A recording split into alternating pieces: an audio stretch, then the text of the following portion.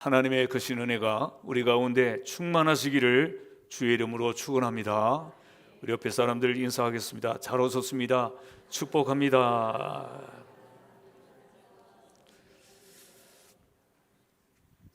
네, 오늘 우리가 사는 세상은 정말 풍요로워졌습니다. 특별히 세계 250개 국가가 있지만 그 중에 우리나라가 이렇게 급성장하게 될 줄 누가 알았겠습니까? 저희가 어렸을 때 1972년 제가 초등학교 6학년 때 그때에 수출 100억 불 이런 말이 나오기 시작했어요. 수출 100억 불. 우리는 수출 100억 불을 하면은 아주 좋은 세상, 잘 사는 세상이 오는 줄로 알았습니다. 그때 수출 100억 불도 상상할 수 없는 엄청난 수치이기 때문에 그런데 1977년에 수출 100억 불을 달성을 해버렸습니다. 이미 1977년에 100억 불을 달성을 하게 되고 작년에 2025년에 수출을 7천억 불을 달성을 했습니다. 그러니까 그때 그 목표가 100억 불인데 7천억 불이 됐으니까 70배가 된 거죠. 작년 연말에 70배의 수출을 하게 된 것입니다. 54년 만에 이렇게 우리나라는 70배에 달하는 잘 사는 나라가 됐어요. 100억 불만 돼도 잘 사는 나라가 될 줄로 기대하고 꿈꾸고 목표를 걸었는데 벌써 작년 연말에 70배나 더 잘 사는, 아마 올해는 그보다도 더 높은 수치가 나오게 될지 잘 모르겠는데, 그런데 문제는 뭐겠습니까? 이런 놀라운 하나님의 은혜를 우리는 너무나도 잘 잊어버린다는 겁니다. 잊어버린다. 오늘 우리들의 문제는 뭐냐면 이런 것을 하나님이 주신 은혜를 너무나도 잘 잊어버리다 보니까 어떤 문제가 우리에게 생겼는가 하면 간절함을 상실해 버렸다는 거예요. 하나님에 대해서 얼마나 간절했던지, 제가 어릴 때만 해도 보면 교회 나와서 기도하는 우리 성도들은 다 눈물과 함께 콧물까지 흘렸어요. 콧물도 질질 흘리면서 그렇게 기도하셨어요. 그러니까 우리는 어려서 왜 저렇게까지 기도하는지 잘 몰랐어요. 간절함 때문에 하루하루 한 끼를 먹고 사는 게 너무나도 힘들었기 때문에 쌀 한 대박을 구워서 식구들을 먹이고 그 다음에 일을 해서 또 갚고 뭐 이런 시대였던 것이죠. 그런데 오늘 우리는 어떻습니까? 배가 고프다 그러면 배달 앱을 딱 켜가지고 배달을 시킵니다. 짜장면도 오고 치킨도 오고 족발도 오고 보쌈도 오고 다 와요. 다. 이런 세상에 우리가 살아가고 있지 않습니까? 또 지금 어디가 몸이 좀 불편하고 아프면 어떻게 합니까? 또 앱을 켜가지고 그 병원을 찾기 시작합니다. 이 우리의 병에 적절한 병원이 어딘지를 해서 또 금방 그 병원을 찾아갑니다. 우리나라의 건강보험 제도가 또 얼마나 잘 돼 있습니까? 세계적으로 잘 돼 있는 나라 아니겠습니까? 그리고 어떤 때는 심심하면 SNS를 하는 거죠. 스마트폰을 켜고 그걸 가지고 또 이렇게 문자를 보내고 받고 그럽니다. 제가 왜 이런 말씀을 드리는가 하면 그러는 동안에 많은 사람들은 하나님의 필요성을 잃어버렸다 이거예요. 하나님보다도 금방 스마트폰을 펴서 검색하고 앱을 펴서 그 앱을 통해서 주문을 하고 그러면 즉시 오니까 하나님에 대한 필요성을 잃어버린 것이 아닌가 이런 생각을 하게 되는 것입니다. 케인즈라고 하는 경제학자가 했던 말, 우리가 너무 잘 아는 말이 있습니다. 풍요 속의 빈곤이다 이런 말이 있어요. 풍요 속에, 세상은 너무 풍요합니다. 물질적으로 풍요하고 환경적으로도 풍요하고, 그래서 우리의 마음속에도 깊은 심령도 풍요한가 하고 들여다보면 우리의 깊은 마음은 빈곤에 있고요, 가난에 있고요, 우리의 심령은 아주 누추한 가운데 있다고 하는 사실을 우리는 발견하게 되는 것입니다. 영적으로도 그렇습니다. 교회도 많이 있고, 성경책도, 좋은 성경책도 종류별로 다 있고, 또 하나님의 말씀도 다 많이 알고 있고, 복음성가도 많이 부르고 있지요. 그런데 이렇게 풍요한데도 영적으로는 풍요한 것처럼 보이지만 사실은 빈곤해 있다고 하는 것입니다. 이게 오늘 우리의 현실이라는 것입니다. 왜 그럴까요? 우리 주님께 말고도 갈 곳이 너무 많아요. 위로받을 곳이 너무 많아. 이런 것 때문에 우리는 배가 부른 것 같은데 이 배는 헛배가 부른 거예요. 배는 뭔가 헛배가 불룩한 것 같은데 그 속에 채워질 것은 채워지지 않는 이런 헛배가 부른 오늘 이 세상, 오늘 믿는 성도들도 이 헛배, 영적으로도 헛배가 불러 있는, 꽤 신앙생활 잘하는 것 같고 꽤 영적인 것 같은데 보면 헛배가 불러 있는 이런 모습을 우리가 발견하게 되는 것입니다. 오늘 우리 현대인들은 그 뇌 속에 많은 것들이 들어 있습니다. 모든 정보들이 다 들어 있고, 또 요즘에는 쇼츠, 이런 짧은 영상 이런 걸 통해서 끊임없이 우리는 정보를 받아들여 가지고 우리의 뇌는 과부하 상태가 된 것입니다. 영혼은 굶주려 있는데 우리의 뇌는 이런 정보들로 과부하 상태가 돼 있고, 불량식품을 많이 먹어서 그래서 배가 잔뜩 헛배가 부른 것처럼 오늘 우리의 영혼도 그렇다고 하는 것입니다. 우리가 영적으로 깊이 고민하고 간절할 때, 그때 우리가 하나님을 찾게 되는데, 이런 깊이 간절하게 고민하는 그렇게 되려면 시간이 필요한데, 많은 사람들은 좀 외로우면 스마트폰을 켜고요, 또 쏟아지는 영화를 보고요, 또 우리가 시키면 또 시킨 대로 오고, 그러니까 우리의 마음은 아주 조급증에 걸려 있습니다. 금방 해결 안 되면 어떻게 할 줄 모르는 병에 다 걸려 있는 거예요. 요즘에 얼마나 참 인터넷이 잘 돼 있고, 또 인터넷 안에 우리가 검색을 자꾸 하다 보면 알고리즘에 의해서 우리가 뭘 좋아하는지를 알고 막 줄줄이 비슷한 것들이 막 나열되게 나오지 않습니까? 어찌 보면 좋은 세상 같은데, 그런 것 때문에 오늘 우리는 그 스낵, 간단한 요리, 과자, 부시래기 이런 것에 아주 익숙해 있는 그런 시대를 살고 있는 것입니다. 그래서 정말 우리가 섭취하고 먹어야 될 그런 식사가 아니라 아주 가벼운 과자나 라면이나 또 우리는 스낵이나 이런 걸로 배를 채우는 그런 시대가 되어버렸다. 그래서 깊이 진지하게 고민하고 깊이 진지한 생각을 하는 이런 것은 잃어버리고 살아가는, 이런 참 오늘 우리의 세태가 참 불쌍한 이런 세상을 우리가 살아가고 있는 것입니다. 그러다 보니까 아까 말이죠, 54년 만에 우리나라가 70배를 잘 살고 있다고 말씀드렸지 않습니까? 우리 주님을 재림을 고대하고 열망하는 이런 것은 70배가 더 마이너스가 되어버린 것과 같다, 이런 생각을 하게 되는 것입니다. 경제가 부유해지고 넉넉해지면 그 배수만큼 우리 영적으로는 거꾸로 가고 있는 거예요. 우리가 편해지는 만큼 영적으로는 거꾸로 가는 이런 세상을 지금 우리가 살아가고 있습니다. 우리 초대교회, 초대 예루살렘 교회, 그 핍박받던 교회들의 그 신앙의 가장 핵심은 뭐였습니까? 주님 오시기를 기다리는 마라나타 신앙이었어요. 예수여, 주 예수여, 어서 오시옵소서. 그게 바로 마라나타라는 말이죠. 그들은 지금 고통을 당하고 있지만 머지않아 우리 주님이 오시면 이 모든 고난과 환난과 핍박 가운데서 우리를 해방시켜 주실 것이기 때문에 좀만 더 인내하고 참고 기다리자. 주님 오신다. 이런 주님 재림을 기다리는 이런 마라나타 신앙으로 그들은 살았습니다.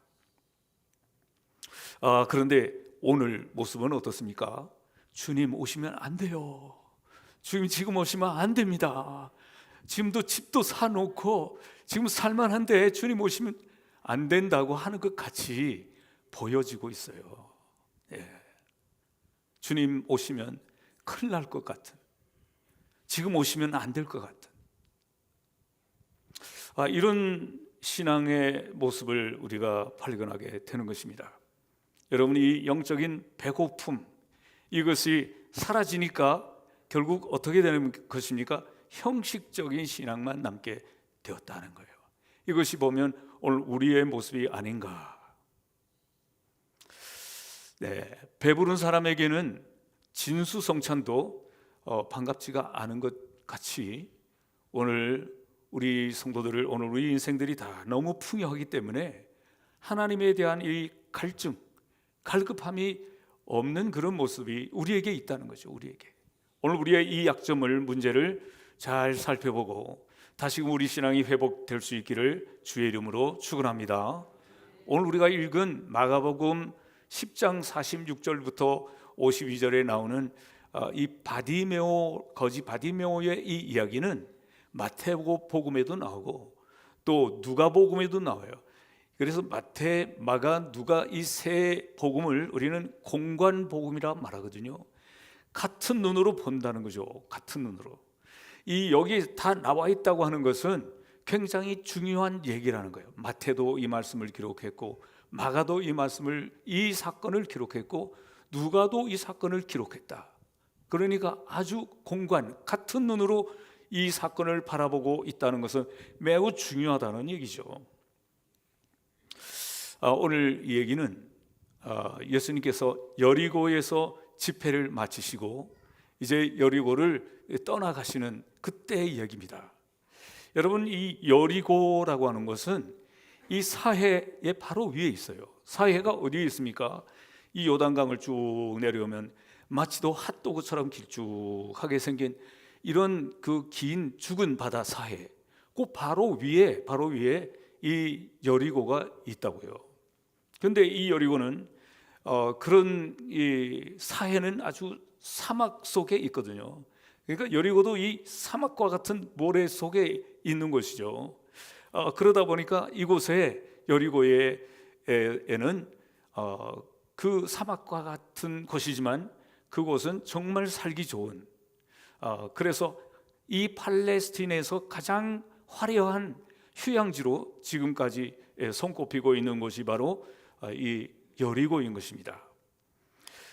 이 여리고 하면 여러분 기억나시지 않습니까?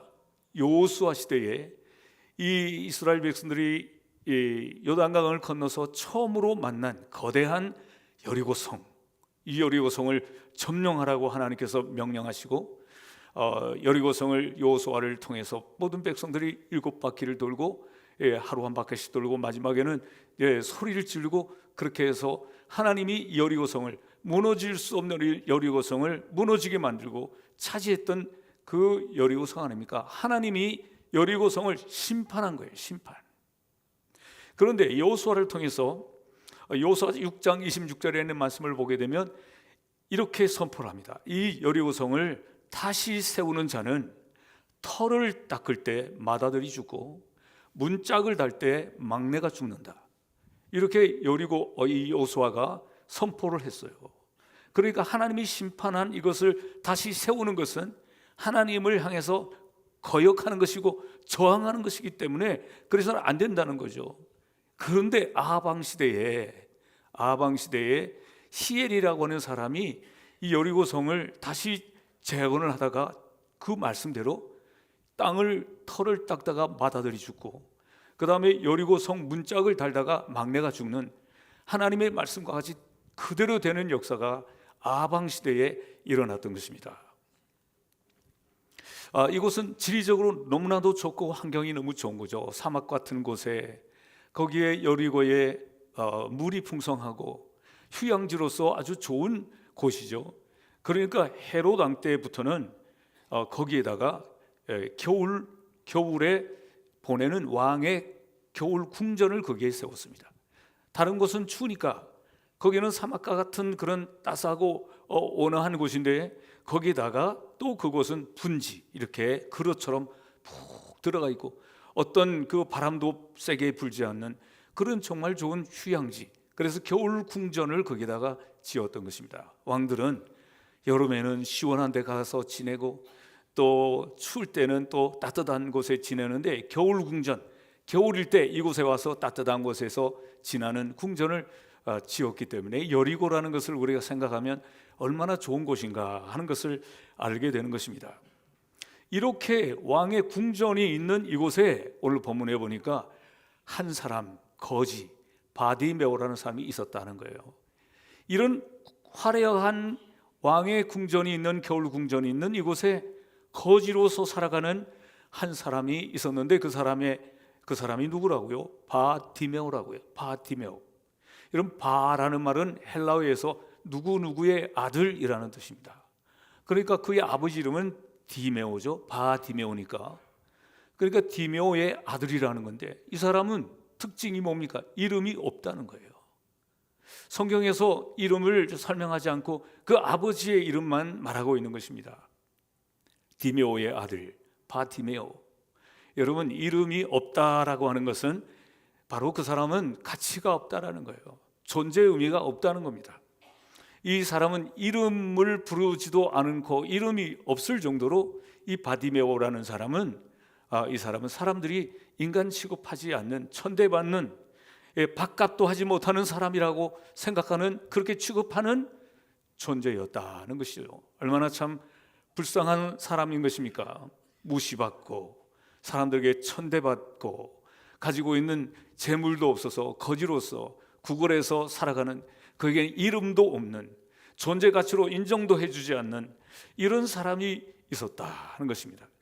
거지로서 살아가는 사람들은 말합니다. 네가 거지로서 맨날 구걸하니까 너는 사람들에게 피해만 주는 사람이다. 이렇게 사람들은 생각했는데 거기에다가 이 사람은 소경이었다는 거예요. 소경.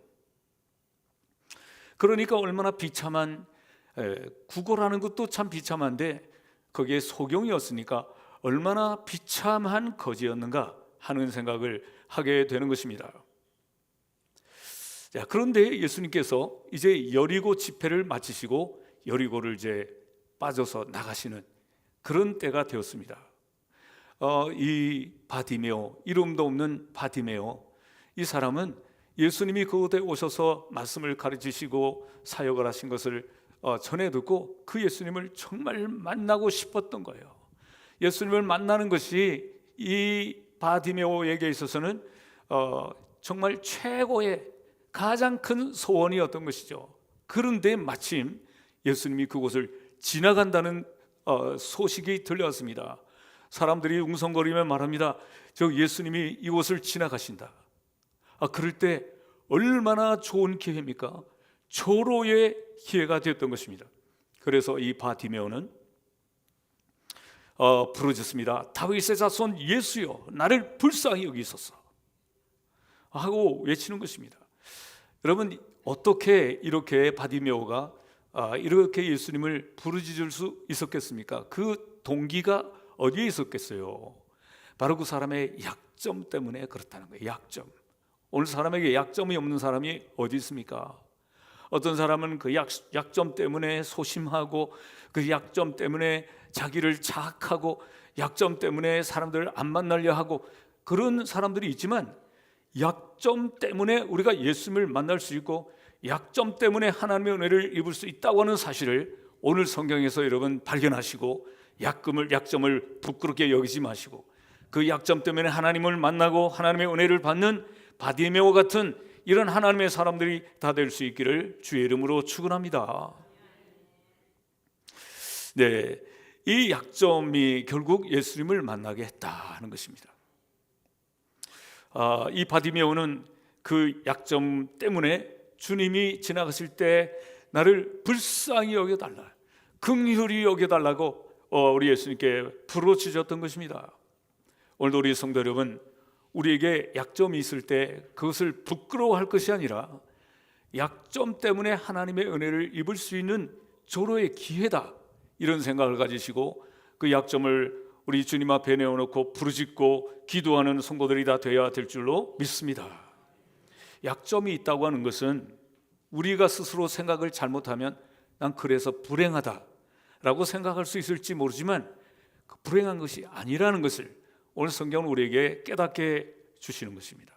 우리가 잘 아는 사도 바울도 그에게 육체에 가시가 있었다 그랬어요. 고린도 후서 12장에 있는 말씀을 보니까 육체의 그 가시가 무엇인가, 학자들마다 조금 다르게 해석을 하지만 어떤 학자는 눈에 안질이 있어서 잘 보지 못하는 이런 안질이 있었다. 어떤 사람은 그것이 아니라 간질이 있었다. 간질은 뇌에 이상이 있어서 쓰러지고 뒹굴고 그리고 자기가 쓰러졌는지도 알지 못하는 그런 병이지 않습니까? 학자마다 다르게 해석을 하고 있지만 어쨌든 안질이든지 간질이든지 이 바울에게는 이런 약점이 있었다는 것입니다. 그런데 이 약점 때문에 하나님 앞에 특별 기도를 했는데 3번이나 특별 기도를 했는데 하나님의 응답이 뭡니까? 내 은혜가 내게 족하다. 너는 이 약점을 내가 해결해 주는 것보다 그것을 통해서 더 많은 하나님의 역사가 일어날 것이기 때문에 족한 거다 라고 하나님의 응답이 오고 난 이후에 이 바울은 그것 때문에 하나님 앞에 다시금 특별 기도를 하지 않았습니다. 하나님께서 그 바울에게 그런 약점이 너에게는 내 은혜가 족하기 때문에, 오늘 그렇기 때문에 오늘 사랑하는 성도 여러분, 우리에게 있는 약점 때문에 절망하고 낙심하고 그것 때문에 자학하고 하는 이런 어리석은 자가 되지 않기를 주의 이름으로 축원합니다. 바울은 그것 때문에 하나님께 기도했고 또 그것 때문에 하나님의 응답을 받게 되고 그것 때문에 간증이 나오게 되는 그런 믿음의 삶을 살았던 것입니다. 네, 이 약점 때문에 바울은 하나님께 기도하는 사람, 또 약점 때문에 오늘 바디메오도 우리 주님께 부르짖는 그런 이 일을 우리 주님께 부르짖는 기도를 하게 된 것이죠. 약점 때문에 하나님을 더 가까이 하고 약점 때문에 더 깊은 신앙의 사람이 되게 된 것입니다. 오늘 그러므로 약점이 없는 것처럼 보이는 분들도 있어요. 저분은 정말 생기기도 잘생겼고 키도 크고 재산도 많고 가정도 뭐 언제나 정말 좋은 집처럼 보이고 직장도 좋은 것 같고 약점이 없는 것처럼 보이는 사람들이 있어요. 그것 때문에 이 사람은 기도도 하지 않게 되고 그것 때문에 하나님을 가까이 하지도 않게 되고 그것 때문에 영적인 사람이 아니라 육적인 사람이 되는 사실을 우리가 기억한다면 오늘 우리에게 이 약점이 있다는 것이 얼마나 하나님의 큰 은혜인지를 여러분은 깨달으시고 감사하는 우리 성도들이 다 돼야 될 줄로 믿습니다. 여러분들 약점 다 있지요? 없는 것처럼 가만히 계신 분들 있지만 다 본문이 있어요. 그 약점 때문에 주님 앞에 더 기도하시기를 주의 이름으로 축원합니다. 이 바디메오가 어떻게 해서 그런 주님을 만나는 복을 받게 되었을까? 바로 그것은 우리 주님의 말씀을 들으면서 나사렛 예수시라고 하는 예수님이 지나가신다는 그 예수님에 대한 말씀을 들음으로 말미암아 그 속에 믿음이 생긴 것이죠. 성경의 로마서 10장 14절에 말씀하죠. 믿음은 들음에서 난다고요. 오늘 여러분 하나님의 말씀을 열심히 많이 자주 들으시기를 주의 이름으로 축원합니다. 거기에서 믿음이 나기 때문에 그렇습니다. 들음이 없이는 믿음이 생길 수 없다고 하는 그런 원리를 우리에게 깨닫게 해주시는 것입니다. 그 로마서 10장에 있는 말씀처럼 이 바디메오는 그 말씀을 사람들이 하는 말을 듣고 예수님에 대한 말씀을 듣고 그 마음속에 믿음이 확 생겨버렸어요. 그분을 꼭 만나야겠다. 그분을 만나면 분명히 내 문제가 해결된다고 하는 이런 확신이 믿음이 그 속에 생겨버린 것입니다. 오늘 그러므로 우리가 어떤 문제가 있든지 문제가 있다고 생각되시는 분들은 더 하나님의 말씀을 귀 기울여서 듣기를 애쓰는 그 말씀에 귀를 기울이는 성도가 되시기를 주의 이름으로 축원합니다. 사람들이 나사렛 예수가 지나간다 하는 얘기를 듣고 이 바디메오는 얼마나 거기에 집중을 했는지 모릅니다. 예수님을 꼭 만나야 되기 때문에 그 가운데 신경을 쓰고 집중하면서 이제 부르짖었죠. 다윗의 자손 예수여, 나를 불쌍히 여기소서. 그 속에는 간절함과 또 아주 애절함과 우리 주님을 갈망하는 이 마음이 다 포함되어 있었어요. 우리 주님은 오늘도 우리의 말과 우리의 기도를 다 듣고 계시는 줄로 믿습니다. 우리가 얼마나 간절하게 주님을 찾는지, 그것은 사람은 속일 수 있을지 모르지만 주님은 속일 수 없는 줄로 믿습니다. 여러분, 간절하게 기도하는 우리 성도들이 되시기를 주의 이름으로 축원합니다. 주변 사람들이 말합니다. 시끄럽다, 조용해라, 시끄럽다. 이 얘기는 뭐겠어요? 이름도 없는 것이, 가치도 없는 것이, 사람들에게 구걸하면서 피해만 끼치는 것이 왜 이렇게 시끄럽게 하냐, 주님 지나가시는데. 이런 뜻 아니겠습니까? 그랬더니 48절에 있는 말씀을 보니까 바디메오는 더욱 크게 소리질러 그랬어요. 더욱 크게 소리질러. 이때를 놓칠 수 없다는 것이죠. 더욱 크게 소리질러. 사람들의 그 꾸지람을 조금도 개의치 않고 더 크게 소리질렀던 이 바디메오, 여러분, 이 바디메오의 이 신앙을 본받으시기를 주의 이름으로 축원합니다. 누군가가 뭐라 그러면 금방 상처를 입고 교회를 나오겠느니 안 나오겠느니 뭐 그러지 말고 개의치 말라 말이에요. 그런 거 주님을 향해서 더욱 소리질러 부르짖는 여러분들 다 되시기를 주의 이름으로 축원합니다. 예수님께서 말씀하십니다. 저 사람을 데리고 오라. 그래서 예수님 앞에 데리고 왔는데 예수님께서 말씀하시죠. 너에게 무엇을 하여 주기를 원하느냐? 그때 이 바디메오는 선생님이여 보기를 원하나이다. 아주 즉답을 했어요. 즉답을. 오늘 우리 주님께서 여러분들에게 물으신다면 무엇을 주기를 원하느냐? 그럼 복잡해. 머리가 막 복잡해져. 뭘 얘기를 해야 될지 막 복잡해. 그냥 뭐 집을 땅떼기를 달라 해야 되냐, 우리 자식들 잘 되게 해달라냐, 아주 복잡할 거예요. 여러분들은. 근데 이 바디메오는 바로 대답을 했어요. 바로. 왜냐하면 그 평소에 늘 사모하고 기대하던 것이기 때문에 뭐 뜸을 들일 필요가 없었어요. 여러분의 마음속에 이런 간절하고 분명한 목표가 있기를 주의 이름으로 축원합니다. 기도하는데 하나님께서 내가 뭘 주기를 원하느냐, 그런데 막 헤매요. 뭐를 해야 될지, 뭐라고 말을 해야 될지, 할 건 너무 많은데. 그런데 이 바디메오는 얼마나 단순합니까? 우리 신앙은 단순해야 됩니다. 여러분, 신앙이 아주 복잡한 사람들은 기도가 잘 되지도 않을 뿐만 아니라 우리 하나님 앞에 그 분명한 목표를 말하지 못하고 뭐 우왕좌왕하다가 또 중언부언하다가 그러다가 끝나버리는 거예요. 기도가. 여러분들의 기도가 단순하고 우리 주님 앞에 바디메오 같이 바로 대답을 할 수 있는 이런 목표를 가진 성도들이 다 될 수 있기를 주의 이름으로 축원합니다. 이 바디메오의 이 부르짖음에는 간절함이 그 가운데 있었습니다.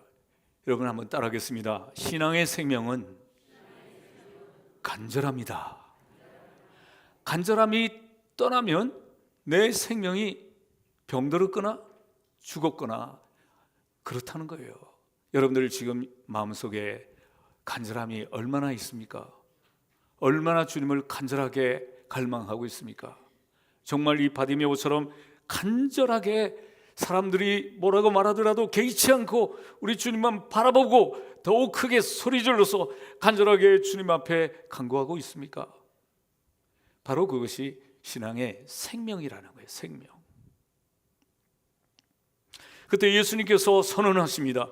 내 믿음이 너를 구원하였느니라. 그런데 이 믿음에도 종류가 많겠죠.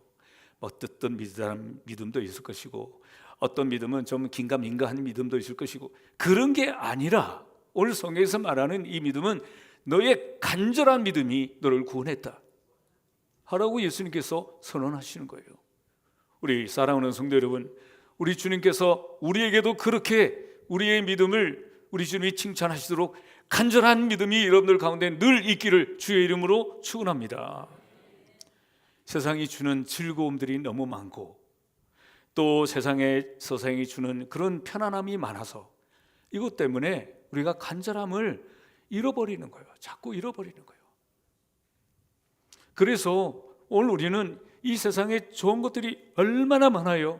야, 이런 게 있었으면 좋겠다. 벌써 나왔어. 그런 게 벌써 나와 있어. 아니, 그러니까 말이죠. 뭐 이렇게 좀 편하게 이렇게 살았으면 좋겠다고 하면 다 나와 있는 거예요. 다 나와 있어. 그런 거를 다 사다가 놓으려고 그러죠. 다 사다 놓으려니까. 너무 편리하고 좋아. 그런데 하나님을 향한 갈증은 점점 멀어지는 거예요. 편리할수록 우리 하나님과의 이 관계는 점점 멀어지는 거예요. 여러분 좀 편리하지 않게 살아갈 수 있기를 주님의 이름으로 부탁을 드립니다. 너무 편리한 게 좋은 게 아니에요. 편리하니까 이제는 남는 시간으로 열심히 성경을 읽어야 될 텐데, 이런 사람은 제가 만나보질 못해서. 편리하면 이제 좀 더 열심히 기도하고 성경 읽고 그런 게 아니라, 편리하면 남는 시간에 영화 보러 가고, 편리하면 여행 가고 시간을 아껴서, 그러지 그 편리함 때문에 그것으로 하나님을 가까이 하는 사람은 제가 아직 못 만났어요. 우리 성도들 가운데 혹시 있을지 모르겠지만, 이렇게 편안함이 세상이 주는 이 즐거움과 쾌락이 우리의 갈증을, 하나님을 향한 갈망을 흐리게 만드는 것입니다. 그러므로 오늘 우리 마음속에 우리 주님을 향한 이 열망을 끝까지 부여잡는 복된 성도들이 될 수 있기를 주의 이름으로 축원합니다. 계시록 3장에 있는 말씀을 보면 라오디게아 교회가 나오지 않습니까? 라오디게아 교회는 부유했다고 성경이 말씀합니다. 부유한 이 라오디게아 교회는 간절함이 그 속에 없었다고 하는 것이 예수님의 책망입니다. 뜨겁지도 않고 차지도 않으니 내 입에서 너를, 라오디게아 교회를 내치리라 라고 말씀했어요. 간절함이 사라졌다는 거예요. 여러분, 어떤 분이 이런 정의를 내렸습니다. 죄란 무엇일까? 여러분, 죄에 대해서 정의를 내리자면 얼마나 많겠어요? 그러나 그는 이렇게 말했습니다. 죄는 하나님 앞에서 자존심을 지키려는 것이다. 이 자존심을 지키려고 하는 그런 대표적인 사람이 누굽니까? 바리새인들이죠. 우리가 생각할 때 죄는 뭐 살인하고 절도, 뭐 거짓말하고 이런 것이 죄라고 생각할 수도 있지만, 자기 자존심을 지키려고 하는, 다른 모든 사람들 앞에서 자기의 자존심을 지키려고 하다 보니까 사람들에게 잘 보이려고 하고, 사람들이 볼 때 좋게 보이려고 하고, 이렇게 살았던 신앙의 대표자라고 말할 수 있는 사람이 바리새인 아닙니까?